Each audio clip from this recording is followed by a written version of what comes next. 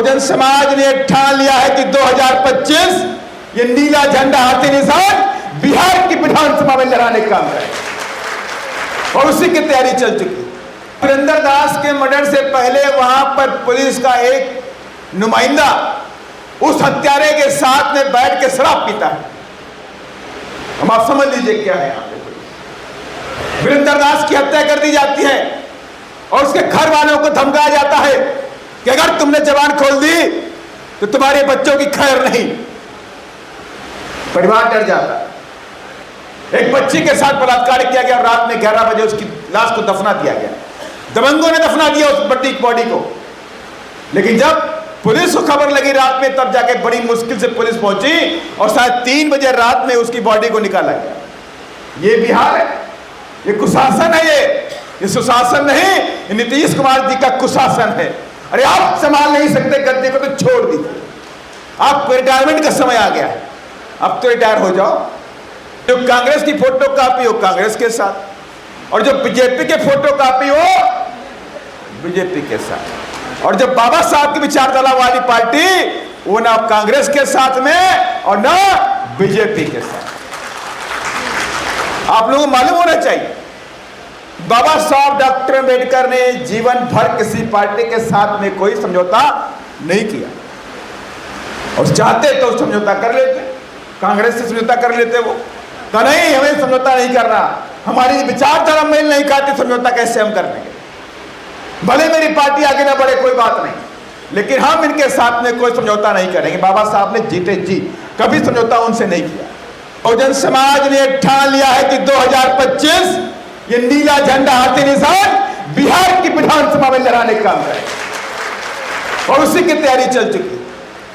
और 23 तारीख को आदरणीय बहन जी ने हम सबको निर्देश देने का काम किया और कहा कि अगर इस निर्देश पे आप काम करेंगे तो 100% 2025 में बहुजन समाज पार्टी इतनी बड़ी ताकत बनेगी कि हो सकता है कि बहुजन समाज पार्टी खुद सत्ता में आ जाए, और नहीं भी आ पाएगी तो बिना तुम्हारे कोई सरकार बिहार में नहीं बनने वाली।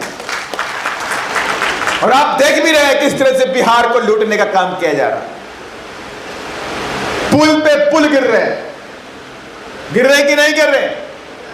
एक महीने में सुनने को मिला 30 पुल गिर गए।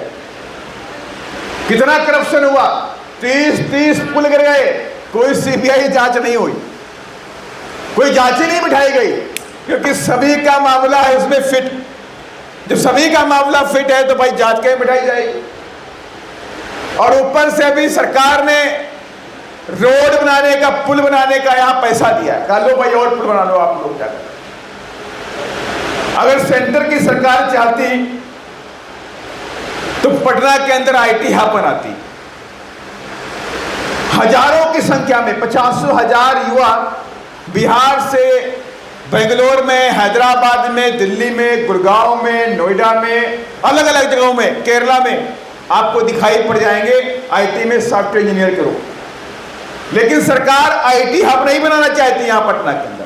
अगर आईटी हब बना देगी तो पटना के लोगों को नौकरी यहीं मिल जाएगी।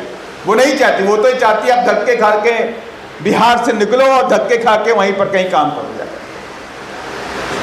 और लॉ एंड ऑर्डर की सिचुएशन आपको मालूम है। अभी फतुआ में मर्डर हुआ। फतुआ में जो मर्डर हुआ, क्या नाम था? अजय राव, वीरेंद्र दास का मर्डर हुआ। और वीरेंद्र दास के मर्डर से पहले वहां पर पुलिस का एक नुमाइंदा उस हत्यारे के साथ में बैठ के शराब पीता है। हम आप समझ लीजिए क्या है यहाँ पे।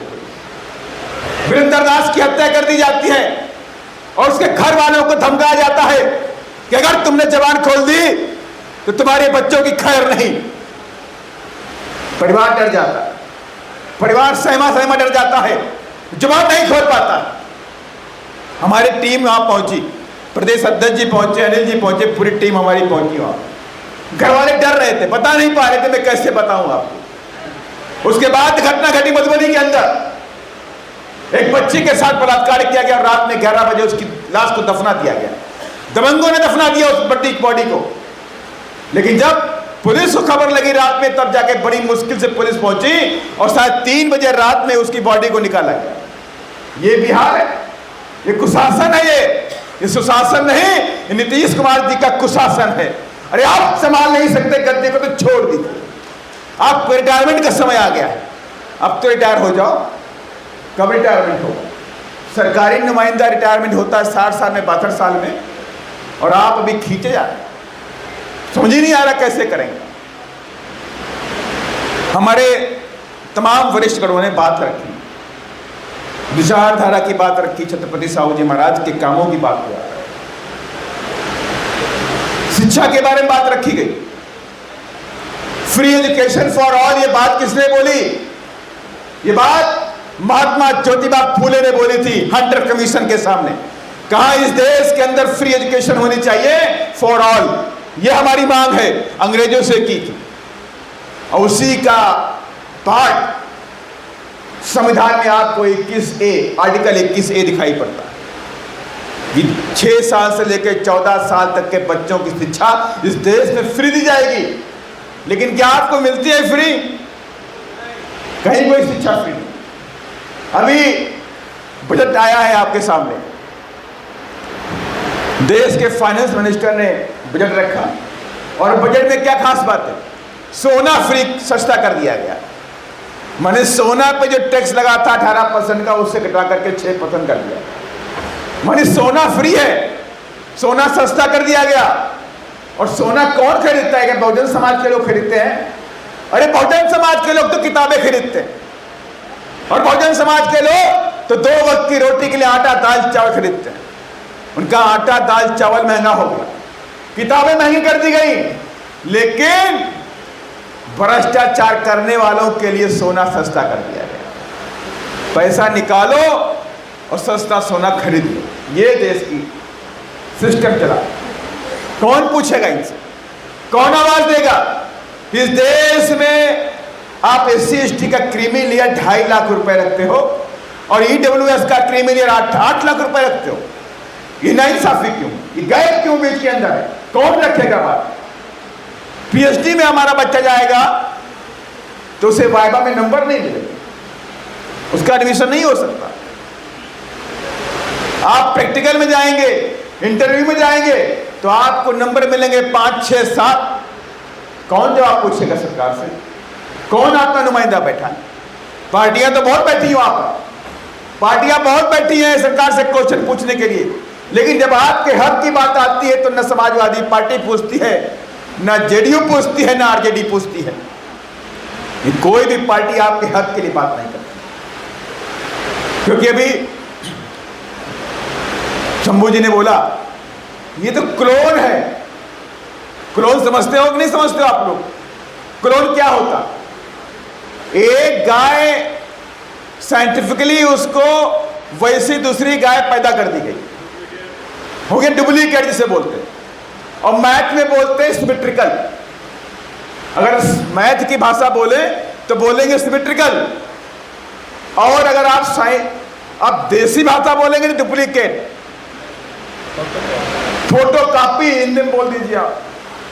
तो ये दूसरी पार्टियां कौन है? ये कांग्रेस की फोटो कॉपी। जो कांग्रेस की फोटो कॉपी हो कांग्रेस के साथ, और जो बीजेपी के फोटो कॉपी हो बीजेपी के साथ, और जो बाबा साहब की विचारधारा वाली पार्टी वो ना कांग्रेस के साथ में और ना बीजेपी के साथ। आप लोगों को मालूम होना चाहिए, बाबा साहब डॉक्टर अम्बेडकर ने जीवन भर किसी पार्टी के साथ में कोई समझौता नहीं किया, और चाहते तो समझौता कर लेते, कांग्रेस से समझौता कर लेते। वो कहा नहीं, हमें समझौता नहीं करना, हमारी विचारधारा मेल नहीं खाती, समझौता कैसे हम कर लेंगे? भले मेरी पार्टी आगे ना बढ़े कोई बात नहीं, लेकिन हम इनके साथ में कोई समझौता नहीं करेंगे। बाबा साहब ने जीते जी कभी समझौता उनसे नहीं किया, और जब लॉ मिनिस्टर बने तो कांग्रेस की शर्तों पर नहीं, बाबा साहब अपनी शर्तों पर लॉ मिनिस्टर बनने का काम किया। उनकी योग्यता के आधार पर बनाया गया। अगर योग्यता नहीं होती तो बाबा साहब को कभी लॉ मिनिस्टर नहीं बनाते। संविधान बनाने वाला कोई था ही नहीं। कौन संविधान बनाएगा? बैरिस्टर तो बहुत लोग थे, बैरिस्टर तो मेरी समझ से जवाहरलाल नेहरू जी भी थे, बैरिस्टर तो महात्मा गांधी जी भी थे, कई और भी लोग बैरिस्टर थे, लेकिन किसी के अंदर वो काबिलियत थी क्या कि इस देश का संविधान बना सके। इस देश के संविधान को बनाने के लिए आपको और इन देशों के संविधान को पढ़ना पड़ेगा, उसमें समझना पड़ेगा, बारीकियों को जानना पड़ेगा, उसके बाद ही आप इस देश के अंदर संविधान बना सकते हैं।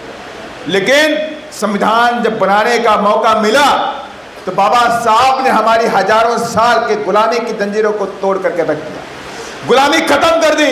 इस देश के अंदर शूद्रों की, बहुजनों की गुलामी को खत्म कर दिया यह संविधान।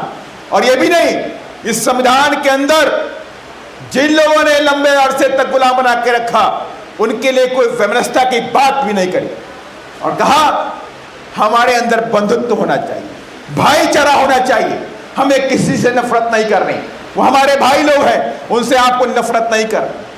और इसीलिए मैं आप सभी लोगों से कहना कि बजट का सत्र आया, बजट के सत्र में बहुजनों की शिक्षा के लिए कोई प्रावधान नहीं किया है। आपको मालूम होना चाहिए, उन्होंने ये बात तो बोली कि हम सामाजिक न्याय देंगे, बोलते हैं हम सामाजिक न्याय की बात तो संविधान के बजट में है, 9 पॉइंटों का बजट है, उसमें एक तीसरा नंबर का पॉइंट है सामाजिक न्याय। अरे सामाजिक न्याय कैसे आप दोगे जब बहुजन समाज के लोगों को आप रिजर्वेशन नहीं दे रहे हो, बैकलॉग SC ST OBC का खाली पड़ा वो आप भर नहीं रहे हो, SC ST को लोगों को प्रमोशन में रिजर्वेशन आप दे नहीं रहे हो, प्राइवेट सेक्टर में रिजर्वेशन आप दे नहीं रहे हो, SC ST OBC के गरीब बच्चों की एजुकेशन को आप फ्री कर नहीं रहे हो, तो आप सामाजिक न्याय कहां से हो? जातिवाद का दंश इस देश के अंदर, छुआछूत है इस देश के अंदर, ऊंच नीच की भावना इस देश के अंदर है, उसे खत्म करने के लिए आप कोई प्रावधान लेकर के नहीं आ रहे हो, तो आप सामाजिक न्याय कहां से दोगे? सामाजिक न्याय अगर आपको देना है तो इस देश में बहुजन समाज के साथ साथ में स्तर समाज के गरीब बच्चों की पढ़ाई को आपको फ्री करना पड़ेगा। तो इस सामाजिक न्याय का पहला चैप्टर होगा। और दूसरा चैप्टर होगा, जब ये बच्चा पढ़ लिख जाएगा तो उसके लिए नौकरी की व्यवस्था भी आपको करनी पड़ेगी, नौकरी आप देनी पड़े, और आप आउटसोर्सिंग से नौकरी लेकर के आए।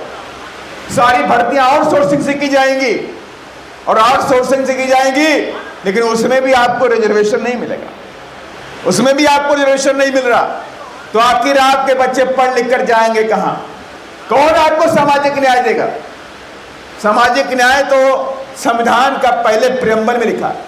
बाबा साहब ने न्याय की बात करी, justice, liberty, equality and fraternity की बात करी। जस्टिस में बाबा साहब ने कहा मैंने तो न्याय, राजनीतिक न्याय दे दिया, अभी आर्थिक न्याय और सामाजिक न्याय देना भी बाकी। अब आप समझ लीजिए कितना बड़ा मखौल उड़ाते हैं ये लोग। सामाजिक न्याय, सामाजिक न्याय, देश को 75 साल हो गए आजाद हुए, लंबे अरसे तक कांग्रेस ने भी राज किया, अब भारतीय जनता पार्टी भी कर रही है। लेकिन दुर्भाग्य की बात देखिए कि संविधान के पहले प्रियम्बल के पॉइंट को आज तक देश में पूरा नहीं किया गया, और आज सभी पार्टियां फिर बोल रही हैं कि हम सामाजिक न्याय देंगे, सामाजिक न्याय देंगे। अरे क्या सामाजिक न्याय दो? अगर तुम्हें कुछ सीखना है तो उत्तर प्रदेश की सरकार में 2007 से 12 के बारे में देखिए, उन्हें अध्ययन करिए, जाकर के अध्ययन करो कि किस तरह से आदरणीय बहन जी जब मुख्यमंत्री थी 2007 से 12 के बीच में इस देश में उत्तर प्रदेश के बहुजन समाज के लोगों को सामाजिक न्याय देने का काम बहन जी ने किया। पूरी तरह से सामाजिक न्याय मिला, चाहे SC का हो, चाहे ST का हो, चाहे OBC का हो, चाहे किसी समाज का महापुरुष हो, उसको भी सम्मान देने का काम किया कि नहीं किया? रिजर्वेशन के साथ रिजर्वेशन भी दिया, नौकरी भी दिया, ठेकेदारी में रिजर्वेशन दिया। ठेकेदारी में रिजर्वेशन देने वाला पहला राज्य उत्तर प्रदेश बना। किसी भी प्रदेश में आज तक ठेकेदारी में रिजर्वेशन नहीं दिया। शिक्षा को फ्री किया गया, SC ST OBC के गरीब बच्चों की शिक्षा को फ्री किया गया। और मैं ने कहा आप पढ़ाई करो, फीस की टेंशन मत लेना, तुम्हारी बहन मुख्यमंत्री है, फीस मैं भरूंगी, आप पढ़ाई करते जाओ। यह सामाजिक न्याय होता है। और जातिवाद की खाई को खत्म कर दिया उत्तर प्रदेश के अंदर।